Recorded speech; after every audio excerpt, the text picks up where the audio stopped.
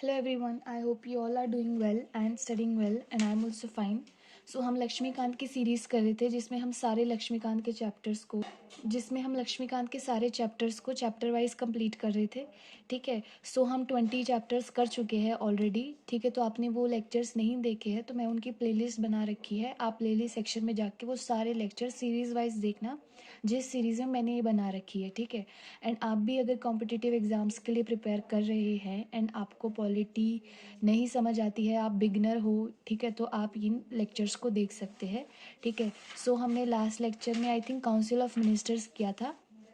अब हम चैप्टर 21 करेंगे जो कि है कैबिनेट कमिटीज़. ठीक है. सो कैबिनेट कमिटीज़ इतना इम्पोर्टेंट नहीं है. जो इम्पोर्टेंट है वो है पार्लियामेंट्री कमिटीज़. मैं वीडियो के स्टार्टिंग में भी आपको बता देती हूँ कि कौन सी चीज़ इम्पोर्टेंट है, कौन सी चीज़ इम्पोर्टेंट नहीं है. ठीक है. डिस्पाइट ऑफ द फैक्ट कि ये इम्पोर्टेंट नहीं है, ये सुन के ही कई स्टूडेंट्स चले जाए, बट ठीक है,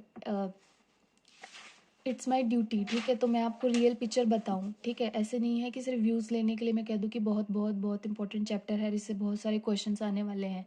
ठीक है. सो मैं एग्जाम पॉइंट ऑफ व्यू से आपको ये हर लेक्चर में बताती हूँ कि ये जो लेक्चर है वो इम्पोर्टेंट है कि नहीं है. बट लक्ष्मीकांत है, ये बहुत इंपॉर्टेंट बुक है. आप इसका कोई भी जो चैप्टर है वो मिस नहीं कर सकते बिकॉज यू नेवर नो कि पेपर में क्या आ जाए. ठीक है. सो जो कैबिनेट कमिटीज़ है वो एक्स्ट्रा कॉन्स्टिट्यूशनल है. इसका मतलब कि इनके बारे में कॉन्स्टिट्यूशन में मेंशन हमें नहीं मिलता है. ठीक है. कोई भी प्रोविज़न कॉन्स्टिट्यूशन में नहीं बनाया गया है कैबिनेट कमिटीज़ को लेकर. फिर इनके बारे में मेंशन हमें कहाँ पे मिलता है. सो इनके बारे में मेंशन हमें rules of business provide for their establishment कहाँ पे मिलता है. Rules of business. सो ऐसे जैसे हर हाउस के अपने रूल्स होते हैं वैसे जो बिजनेस कंडक्ट करने के, जो पार्लियामेंट का बिजनेस किस तरीके से कंडक्ट करे उसके जो रूल्स है वहाँ पे हमें इनके बारे में मिलता है. अब ये दो टाइप की होती है. फर्स्ट होती है स्टैंडिंग टाइप एंड सेकंड होती है एडहॉक टाइप. स्टैंडिंग कमिटीज़ वो कमिटीज़ होती है जो परमानेंट नेचर की होती है. इनको रेगुलरली कॉन्स्टिट्यूट किया जाता है after a period of time. ठीक है. बट ये परमानेंट नेचर की होती है. एंड एडहॉक कमिटीज़ क्या होती है, ये टेम्पररी कमिटीज़ होती है. ठीक है. टेम्पररी मतलब एडहॉक मतलब कि किसी स्पेशल पर्पस के लिए कॉन्स्टिट्यूट की जाती है. कोई स्पेशल पर्पस आया उसके लिए कॉन्स्टिट्यूट की जाती है फ्रॉम टाइम टू टाइम. ठीक है. So these are constituted from time to time. ये टाइम टू टाइम कॉन्स्टिट्यूट की जाती है to deal with special problems, कोई स्पेशल टाइप के प्रॉब्लम्स को डील करने के लिए. एंड जब इनका टास्क कंप्लीट हो जाता है उसके बाद में ये डिसबैंड कर दी जाती है. ठीक है. ये सेटअप करी जाती है प्राइम मिनिस्टर के द्वारा. एंड इनकी जो मेंबरशिप है वो 3 to 8 मेंबर्स हो सकती है. हेड जो होते हैं वो मोस्टली कैबिनेट मिनिस्टर्स या प्राइम मिनिस्टर होते हैं. और अगर किसी कमिटी के मेंबर अगर प्राइम मिनिस्टर भी है तो फिर उस कमेटी के जो हेड होंगे वो प्राइम मिनिस्टर ही होंगे. अब इनका फंक्शन क्या है बेसिकली, तो देखो जो कैबिनेट जो मिनिस्टर्स होते हैं उनके ऊपर जो वर्कलोड होता है उसको कम करते हैं. ये reduce enormous workload of the cabinet. And ये जो पॉलिसीज़ होती है उनका इन डेप्थ एग्जामिनेशन करते हैं, एनालिसिस करते हैं एंड इफेक्टिव कोऑर्डिनेशन. ठीक है. सो कैबिनेट कमिटीज़, अब कुछ टाइप ऑफ कैबिनेट कमिटीज़ हम देख लेते हैं जैसे कि cabinet committee on parliamentary political affairs, cabinet committee on economic affairs, appointment committee and parliamentary affairs committee. So ये जो तीनों कमिटीज़ है इनके जो चेयर हेड है वो होते हैं प्राइम मिनिस्टर. एंड जो ये पार्लियामेंट्री अफेयर्स कमेटी है इसके हेड है वो है होम मिनिस्टर जो होते हैं. इन सब में जो सबसे ज़्यादा इंपॉर्टेंट है वो है cabinet committee on political affairs. इसको सुपर कैबिनेट भी कहा जाता है. सो यही है कैबिनेट कमेटी में. लक्ष्मीकांत में भी ये ज़्यादा बड़ा चैप्टर नहीं है. ठीक है. So that's all. सो आप देख सकते हैं कि 4:30 मतलब 4:30 मिनट्स की ये वीडियो बनी है. मतलब 2 या 3 मिनट का टॉपिक है ये सारा. अब हम पार्लियामेंट्री कमिटीज़ पे आते हैं. ठीक है. सो पार्लियामेंट्री कमिटीज़ जो है ना ये इंपॉर्टेंट टॉपिक है. ठीक है. इस पे क्वेश्चन आता है. जो फाइनेंशियल कमिटीज़ है जैसे public accounts committee, estimates committee, committee on public undertakings, इस पे क्वेश्चंस आते हैं. ठीक है. लेकिन इतना इन डेप्थ क्वेश्चन नहीं आते, बहुत जनरल क्वेश्चंस आते हैं. और किस किस पर्टिकुलर टॉपिक से क्वेश्चन आता है वो भी मैं आपको जब करवाती रहूँगी साथ साथ मैं आपको बताती रहूँगी. ठीक है. सो पार्लियामेंट्री कमिटीज़, जैसे कि हमने पढ़ा कि जो कैबिनेट कमिटीज़ है वो वो नॉन कॉन्स्टिट्यूशनल है. मतलब उनके बारे में कॉन्स्टिट्यूशन में मेंशन भी नहीं है. जो ये कमिटीज़ है कॉन्स्टिट्यूशन इनके बारे में मेंशन ज़रूर करता है at various places but without making any specific provision regarding their composition, tenure and functions. ठीक है. सो कॉन्स्टिट्यूशन इनके बारे में मेंशन ज़रूर करता है बट इनके कंपोजिशन कैसा होगा, इनका टेन्योर कैसा होगा, ये किस टाइप के फंक्शंस परफॉर्म करेंगे, उसके बारे में कोई भी प्रोविज़न नहीं बना था। तो फिर इनके बारे में जो प्रोविजंस है वो कहाँ बनाए गए हैं? सो ये इन मैटर्स पे जो है वो प्रोविज़न बनाए गए हैं जो दोनों हाउसेस के रूल्स हैं उसमें। जो राज्यसभा की कमिटीज़ होगी उस पे राज्यसभा के रूल्स में लिखा जाएगा उन उसके बारे में, एंड लोकसभा के रूल्स में। ठीक है, अब इनके फीचर्स हम देख लेते हैं। सो दीज आर इलेक्टेड और अपॉइंटेड बाय द हाउस और नॉमिनेटेड बाय स्पीकर और चेयरमैन। तो जिस भी हाउस की कमिटी है उस पे डिपेंड करता है। अगर राज्यसभा की है तो चेयरमैन नॉमिनेट करेंगे, लोकसभा की है तो स्पीकर नॉमिनेट करेंगे। These work under directions of speaker और चेयरमैन, या तो स्पीकर और चेयरमैन की डायरेक्शंस के अंडर ये वर्क करती है। ये अपनी जो रिपोर्ट है या तो वो हाउस के सामने प्रेजेंट करती है या स्पीकर या चेयरमैन को देती है। ठीक है, इनका अपना सेक्रेटरिएट स्टाफ भी होता है provided by Lok Sabha and Rajya Sabha. ठीक है, एंड जो कंसल्टेटिव कमिटीज़ होती है उसके मेंबर भी मेंबर ऑफ पार्लियामेंट होते हैं, बट वो पार्लियामेंट्री कमिटीज़ की कैटेगरी में नहीं आती। तो कंसल्टेटिव कमिटीज़ ये क्या होती है ये हम इस लेक्चर के एंड में देखेंगे। ठीक है, अब हम पार्लियामेंट्री कमिटीज़ को क्लासिफाई कर लेते हैं। तो जैसे हमने अभी कैबिनेट कमिटीज़ को किया, ये भी दो टाइप की होती है, standing committees and ad hoc committees. अब स्टैंडिंग कमिटीज़ कौन सी होती है? जो परमानेंट नेचर की होती है, जो रेगुलरली एग्जिस्ट करती है। इनके जो मेंबर्स हैं वो चेंज होते रहते हैं। ठीक है, members are constituted every year और पीरियोडिकली। ठीक है, बट रेगुलरली कॉन्स्टिट्यूट करती है। जबकि जो एडहॉक कमिटीज़ है ये स्पेशल कमिटीज़ है, किसी स्पेशल पर्पस के लिए बनाई जाती है, and once the work is done they are disbanded. ठीक है, अब एडहॉक कमिटीज़ जो है वो टू टाइप्स की होती है, inquiry and advisory. Advisory committees होती है वो consider and report on parliamentary bills. जो पर्टिकुलर जो बिल्स इंट्रोड्यूस होते हैं उनके ऊपर उनको कंसिडर करती है और उनके ऊपर रिपोर्ट करती है। ठीक है, अब हम करते हैं स्टैंडिंग कमिटीज़। ठीक है, स्टैंडिंग कमिटीज़ में टाइप्स होते हैं, जैसे कि financial committees, departmental related standing committees, उस तरीके से। ठीक है, सो जो स्टैंडिंग कमिटीज़ है बेसिकली उसमें जो फर्स्ट टाइप और जिससे क्वेश्चन पूछे जाते हैं वो है फाइनेंशियल कमिटीज़। ठीक है, इन तीनों कमिटीज से रिलेटेड क्वेश्चन पूछे जाते हैं। ठीक है, अगर आप कैबिनेट कमिटीज़ भी नहीं करना चाहते, आप पार्लियामेंट कमिटीज़ भी नहीं करना चाहते, ठीक है, तो आप एटलीस्ट ये फाइनेंशियल कमिटीज़ है ये एक बार देख के चले जाना। ये जो टेबल मैं आपको दिखाने वाली हूँ सिर्फ ये देख के चले जाना, इसी टेबल से क्वेश्चन पूछे जाते हैं। ठीक है, तो फाइनेंशियल कमिटीज़, तीन फाइनेंशियल कमिटीज़ होती है, public accounts committee, estimates committee and committee on public undertaking. अब मैं आपको बता दूं जो स्टैंडिंग कमिटीज़ होती है कोई भी मिनिस्टर इनका मेंबर नहीं होता। ठीक है, सो जो मिनिस्टर्स होते हैं, ठीक है, वो इनके मेंबर नहीं होते स्टैंडिंग कमिटीज़ के। तो ये ऑफकोर्स बात है कि जो ये फाइनेंशियल कमिटीज़ है इनके मेंबर भी जो है मिनिस्टर्स नहीं हो सकते। ये PYQ है। ठीक है, सो इस बात पे गौर करना है। ठीक है, कि मेंबर्स कहाँ से लिए जा रहे हैं, लोकसभा से लिए जा रहे हैं, राज्यसभा से लिए जा रहे हैं, कितने मेंबर्स कहाँ से लिए जा रहे हैं, कौन सी सबसे बड़ी कमेटी है, वो अभी मैं टेबल कराऊंगी तो आपको समझ आएगा। ठीक है, सो ये टेबल है। ये टेबल अगर आपको कुछ भी नहीं करना ना इस वीडियो में, एटलीस्ट ये टेबल आप अच्छे से गो थ्रू कर लो इस टेबल में। ठीक है, तो सबसे पहले है public accounts committee, then estimates committee. ये मैंने गलती से एक्सपेंडिचर लिख दिया था, so ignore it. Committee on public undertakings. अब पब्लिक अकाउंट्स कमिटी कर लेते हैं। सो ऐसा भी क्वेश्चन आता है कि सबसे अर्लीस्ट मतलब सबसे पहले कौन सी कमिटी इंस्टीट्यूट की गई थी, तो वो है ये पब्लिक अकाउंट्स कमिटी। ठीक है, और जो सबसे इंडिपेंडेंस के बाद में जो फर्स्ट कमेटी इंस्टीट्यूट की गई थी वो थी रेलवे कन्वेंशन कमेटी, जो कि 1949 में इंट्रोड्यूस की गई थी।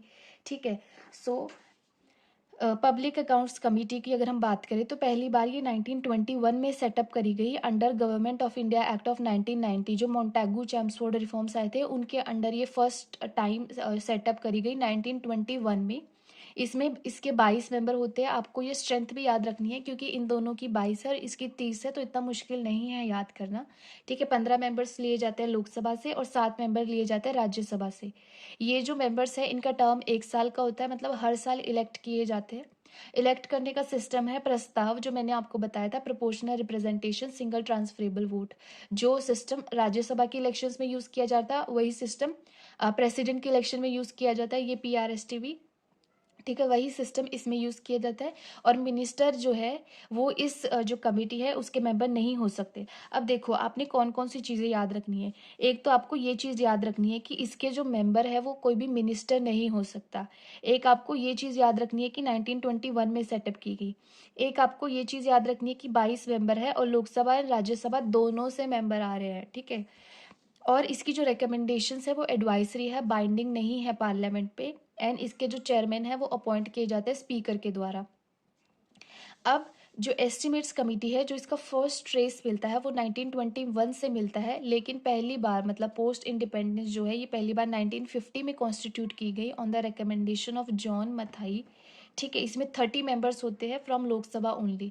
अब सिर्फ इसमें लोकसभा से मेंबर होते हैं तो ये क्वेश्चन पूछा गया है। सो आपको ये चीज़ याद रखनी है कि इसके जो मेंबर्स हैं सिर्फ लोकसभा में से लिए जाते हैं और ये भी हर साल इलेक्ट किए जाते हैं सेम PRSTV से। और इसके इसमें भी मिनिस्टर्स इसके मेंबर नहीं हो सकते। सेम इसकी एडवाइस भी बाइंडिंग है, मतलब बाइंडिंग नहीं है, एडवाइजरी है।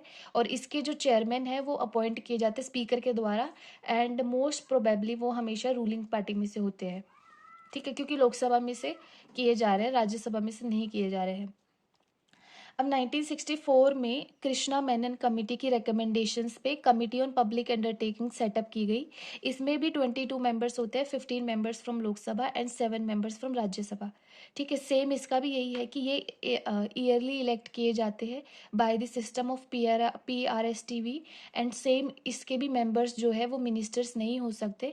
एंड इसकी भी रिकमेंडेशंस एडवाइजरी है, बाइंडिंग नहीं है। और सेम इसके जो चेयरमैन है वो स्पीकर द्वारा नॉमिनेट किए जाते हैं। एंड इसके मेंबर्स जो है वो लोकसभा का मेंबर ही हो सकता है। जो इसका जो चेयरमैन है वो सिर्फ लोकसभा का मेंबर हो सकता है, तो ये चीज़ भी आप याद रखना, ठीक है। सो 22, 30 और 22, ठीक है, ये इनकी स्ट्रेंथ और इनके जो मेंबर्स कहाँ कहाँ से लिए जा रहे हैं। जैसे इसका सिर्फ लोकसभा से लिया जा रहा है तो ये चीज़ आपको याद रखना है। इसी पे प्रीवियस ईयर क्वेश्चन बनते हैं। अब जो 2-3 क्वेश्चन बनते हैं वो मैं आपको बता रही हूँ। शायद वन डे एग्जाम्स जो होते हैं, रेलवे का हो गया, उनमें और भी इजी क्वेश्चन पूछे जाए आपसे, ठीक है। ये है बेसिक चीज़ें जो मैंने इनके बारे में आपको बताई है। अब हम इनके फंक्शंस डिस्कस कर लेते हैं, ठीक है। इनके जो फंक्शंस है वो ये है, ठीक है। ये पब्लिक अकाउंट्स कमेटी के हैं, ये एस्टिमेट्स कमेटी के हैं एंड ये कमेटी ऑन पब्लिक अंडरटेकिंग्स के हैं। अब देखो जो लक्ष्मीकांत में ना पूरा एक एक जो पेज है वो इनके फंक्शंस के बारे में लिखा हुआ है, बट वो बिल्कुल इंपॉर्टेंट नहीं है। अगर पार्लियामेंट्री कमेटीज़ पे जो क्वेश्चन आता है वो मैंने आपको टेबल बताया है, उसमें से क्वेश्चन आता है। फंक्शन जो इनके मेन फंक्शंस है, जो मेन हाईलाइटेड फंक्शंस है जिस पे क्वेश्चन आए हैं, वो फंक्शंस हम यहाँ पे कर रहे हैं, ठीक है। सो आप बिल्कुल मतलब यही चीज़ को फॉलो कर सकते हैं। आपको ज़रूरी नहीं है कि वो एक एक पूरा 1.5 पेज में फंक्शंस लिखे हुए हैं उसको आप रटे बैठ के, ठीक है। तो पब्लिक अकाउंट कमेटी जो मेन कमेटी है जिसके फंक्शन से रिलेटेड क्वेश्चन आता है, ठीक है। क्यों क्वेश्चन आता है? क्योंकि जो कैग होते हैं, controller and auditor general of India, ठीक है, वो भी हम कॉन्स्टिट्यूशनल बॉडीज में पढ़ेंगे आर्टिकल 148 में, ठीक है। सो वो पब्लिक अकाउंट कमेटी को असिस्ट करते हैं, इसलिए जो पब्लिक अकाउंट्स कमेटी है उसके फंक्शन से ज़्यादा क्वेश्चन आते हैं rather than estimates committee and committee on public undertakings, ठीक है। सो पब्लिक अकाउंट्स कमेटी के क्या फंक्शन है?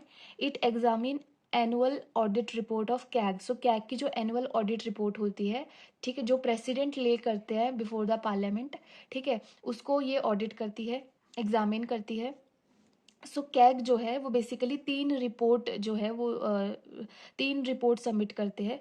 फर्स्ट है audit report on appropriation accounts, audit report on finance accounts and audit report on public undertaking, ठीक है। सो ये जो कमेटी है ये कैग के द्वारा असिस्ट की जाती है। एंड ये चीज़ याद रखना आपको, कैग को इस कमेटी का गाइड, फ्रेंड एंड फिलोसोफर कहा जाता है इस कमेटी का, ठीक है। Coming to estimates committee, estimates committee का काम क्या है? जो मेन फंक्शन है इसका वो है कि ऑल्टरनेट पॉलिसी सजेस्ट करना, ठीक है, कि कौन सी जो पॉलिसी है वो एफिशिएंसी ला सकती है, बेटर इकोनॉमी में हेल्प कर सकती है, ठीक है। So to suggest alternate policies to bring efficiency and economy in administration, ठीक है। Now committee on public undertakings का क्या फंक्शन है? To examine the report and accounts of public undertakings, ठीक है। सो पब्लिक अंडरटेकिंग के जो अकाउंट्स है उनको एग्जामिन करती है, उन पर रिपोर्ट करती है। And to examine report of CAG on public undertaking, ठीक है। नाउ अब हम पढ़ेंगे डिपार्टमेंटल रिलेटेड स्टैंडिंग कमिटीज़ के बारे में। तो जब मैंने आपको पार्लियामेंट चैप्टर करवाया था, तब मैंने आपको बताया था कि जब भी जो बजट है वो पार्लियामेंट के सामने पेश किया जाता है, तो उस पर जनरल डिस्कशन होती है 3-4 दिन, और उसके बाद में 3-4 वीक के लिए जो हाउस होता है वो एडजर्न हो जाता है। और इस दौरान जो डिपार्टमेंटल स्टैंडिंग कमिटीज़ है, मतलब हर डिपार्टमेंट से रिलेटेड कमिटीज़ उस पर्टिकुलर डिपार्टमेंट से रिलेटेड जो डिमांड फॉर ग्रांट्स है उन पे डिस्कशंस करती है, ठीक है। एंड फिर उन रिपोर्ट तैयार करती है।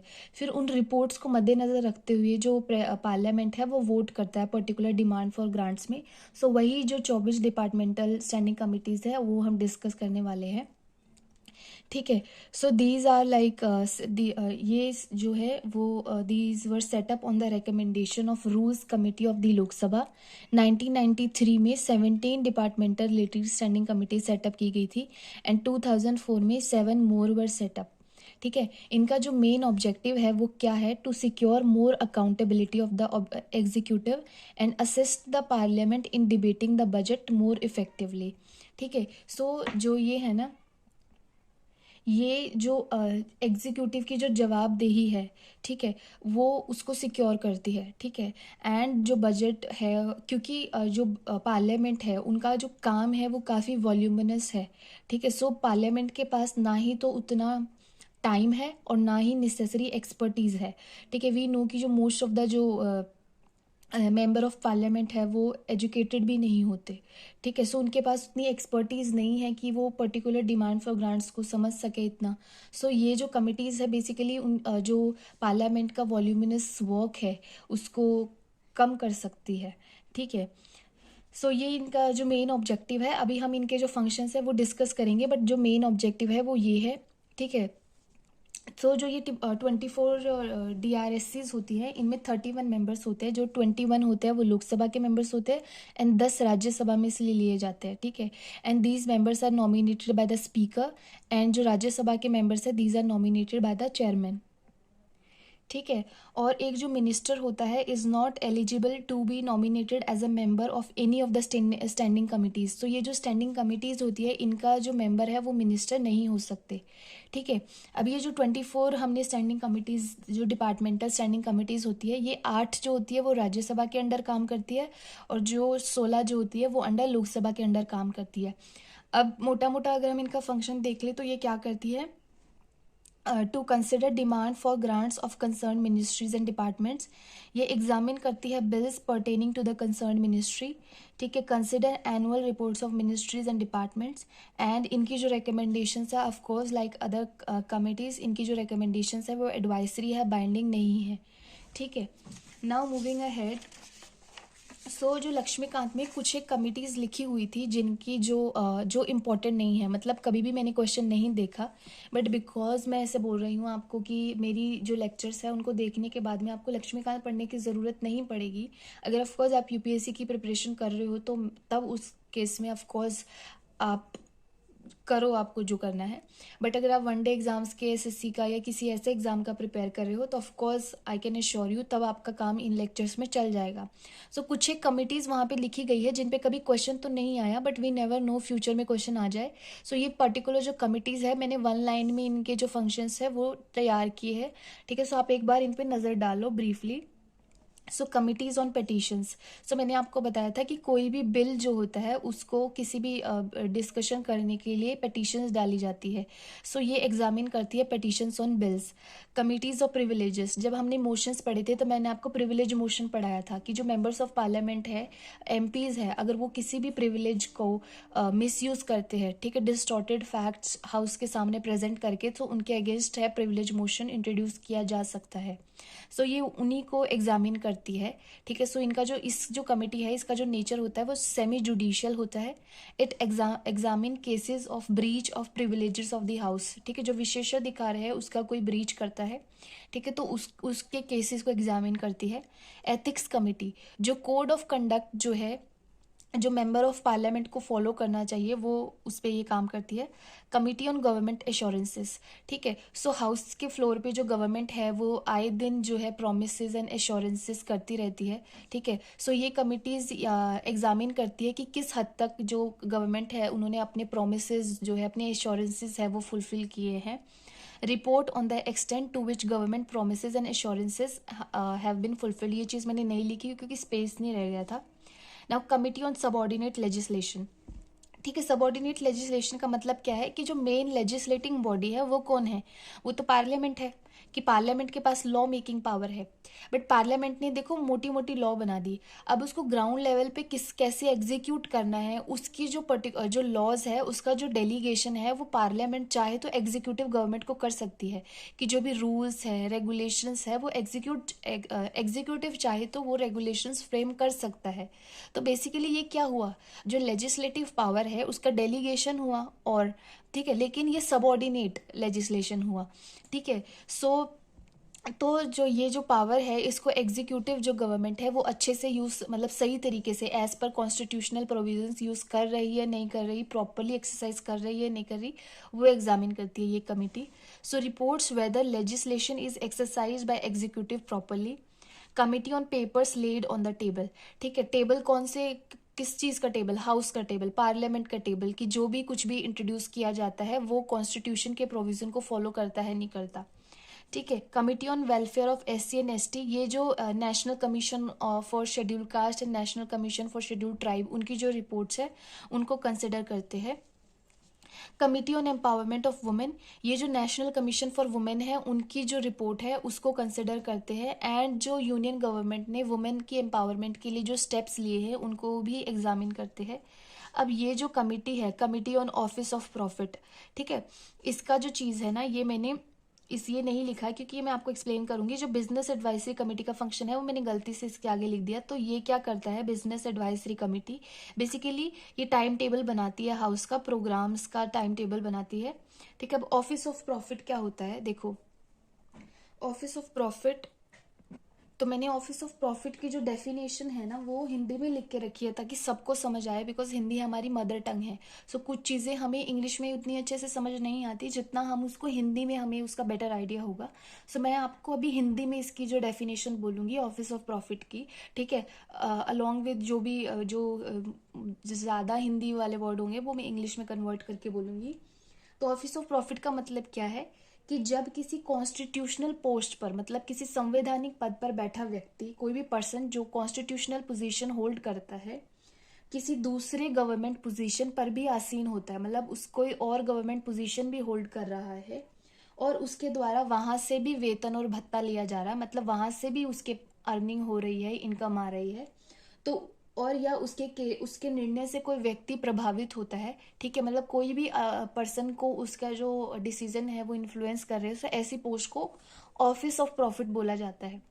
सो ये जो कमिटी है, joint committee on office of profit, ये यही डिस्कस करती है कि कौन सी जो पोस्ट है यूनियन गवर्नमेंट के अंडर, स्टेट गवर्नमेंट के अंडर, वो ऑफिस ऑफ प्रॉफिट हो सकती है। Now committee on private members bills and resolutions, ये जो बिल्स होते हैं उनको क्लासिफाई करती है एंड एलोकेट करती है time for discussion on such bills. Rules committee ये कंसिडर करती है matters of procedure and conducts of business. Committee on absence of members, तो मैंने आपको बताया था कि जो मेंबर्स होते हैं अगर वो 60 दिन तक लगातार एक हाउस से एब्सेंट रहते हैं और ये 60 दिन को गिनते वक्त उन छुट्टियों का ब्यौरा नहीं लिया जाएगा जब 4 या 4 से ज़्यादा दिन के लिए हाउस भी बंद रहा हो, ठीक है। सो ये 60 दिन गिनते वक्त उन छुट्टियों का ब्यौरा नहीं लिया जाएगा, तो अगर तो फिर वो वेकेट मान लिया जाता है उस मेंबर ऑफ पार्लियामेंट की सीट को, ठीक है। सो उस उनकी जो जो लीव्स आती है, एप्लीकेशंस आती है एब्सेंस के लिए, उसको कंसिडर करते हैं। Consider leave application for absence. General purpose committee, जैसा इसका नाम है, it like consider matters concerning affair of house. House committee it deals with residential accommodation of member of parliament, house, electricity, medical, जो भी मतलब facilities उनको दी जाती है किसी भी गवर्नमेंट सर्वेंट को, उनको उससे रिलेटेड है। लाइब्रेरी कमेटी, आपको पता ही है लाइब्रेरी होती है पार्लियामेंट में, सो लाइब्रेरी की जो सर्विसेज है वो मतलब उसको किस तरीके से यूटिलाइज करे एमपीज, ठीक है, उससे रिलेटेड है। Joint committee on salary and allowances of members, ठीक है, frame rules for regulating salary allowance and pensions to member of parliament, ठीक है, इसके रिगार्डिंग वो रेगुलेशंस फ्रेम करते हैं। अब दो कमिटीज पे मैंने स्टार लगाया है, committee on private member bills and resolution and committee on absence of members. ये जो दो कमिटीज है ये राज्यसभा में नहीं होती, ठीक है, ये जो पर्टिकुलर मैटर्स है ये खुद हाउस में डिस्कस किए जाते हैं। ठीक है। सो ये था। अब मैंने आपको बताया था कि एक चीज़ और है जो हम लास्ट में डिस्कस करेंगे, वो है कंसल्टेटिव कमिटीज़। ठीक है। सो कंसल्टेटिव कमिटीज़ क्या होता है? It has members of both the house of parliament. इसमें भी जो मेंबर्स होते हैं वो दोनों हाउसेस से आते हैं। एंड इसमें क्या होता है, बेसिकली ये फॉर्मल औपचारिक डिस्कशन नहीं होती है, अनौपचारिक डिस्कशन होती है कि क्या पॉलिसी होनी है, गवर्नमेंट क्या पॉलिसी फॉर्म करेगा। देखो, हर गवर्नमेंट की अपनी पॉलिसी होती है। देखो, कांग्रेस है, उनका काम करने का अलग तरीका है, वो अलग मुद्दों पे बातचीत करते हैं। जो अभी करंट गवर्नमेंट है, एनडीए गवर्नमेंट, उनका बातचीत का, उनकी पॉलिसीज़ अलग टाइप की पॉलिसीज़ है।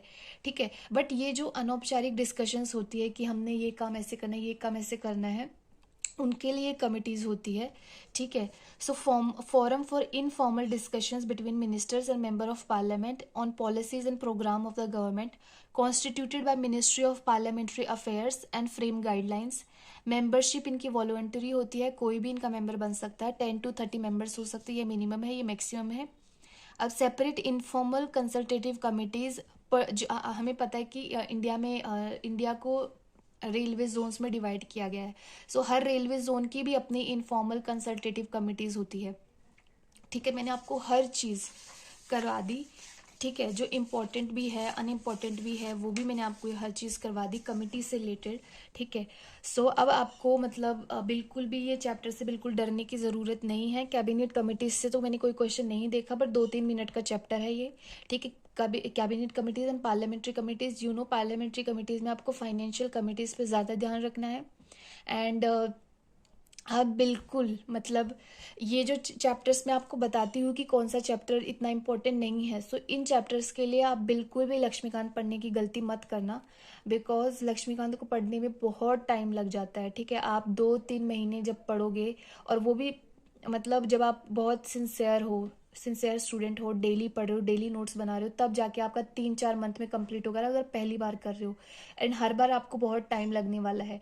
ठीक है। सो आप ये नोट्स को, एंड अगर आप यूपीएससी की तैयारी कर रहे हो ना, तो ही आप कुछ और फॉलो करना, बट अगर आप किसी वनडे एग्जाम की तैयारी कर रहे हो, ठीक है, मैं आपको सच में बहुत मतलब ये कर रही हूँ कि आप ये वीडियोस को अगर फॉलो कर लोगे ना thoroughly, you need not to do anything guys. ठीक है। I can't say about like Hindi medium students, because मैं खुद भी हिंदी में टीच नहीं कर सकती। ठीक है। बट मैं कोशिश करती हूँ कि समझाने का जो तरीका वो ऐसा हो कि हिंदी मीडियम के स्टूडेंट को भी कॉन्सेप्ट समझ आ जाए, और वो भी साथ में अपना जो जो भी बुक वो रेफर कर रहे हैं उसको साथ में खोल के रखे, और जो बेसिक अंडरस्टैंडिंग है वो उनको समझ में आ जाए। ठीक है। तो आप किसी भी एग्जाम के लिए, वनडे एग्जाम के लिए तैयारी कर रहे हो, you need not to do anything, मतलब आप आंख बंद करके ये वीडियोस को फॉलो करो, नोट्स बनाओ। ठीक है। अगर आपने डिसाइड कर ही लिया है कि मुझे मतलब कोई गवर्नमेंट जॉब ही करनी है, मुझे इसी लाइन में अपना जो फ्यूचर बनाना है, तो ये छोटी छोटी मेहनत से हमें नहीं डरना चाहिए। ठीक है। कि मैं वीडियो देख लूँ, ऐसा काम हो जाएगा, नहीं। आप बैठो, नोट्स बनाओ, आपके खुद के नोट्स बनाओ, फिर आप जो बुक पढ़ते हो वो पढ़ो, उसमें और अपडेट करो, एडिशंस करो, समझो चीज़ों को। ठीक है। और ऐसे हो जाएगा। सो ठीक है, यही था इसमें लेक्चर में। ठीक है। अगर आपको ये लेक्चर पसंद आया तो do let me know in the comment section. मेरा दिन बन जाता है जिस दिन मैं कोई भी अच्छा कमेंट पढ़ लूँ।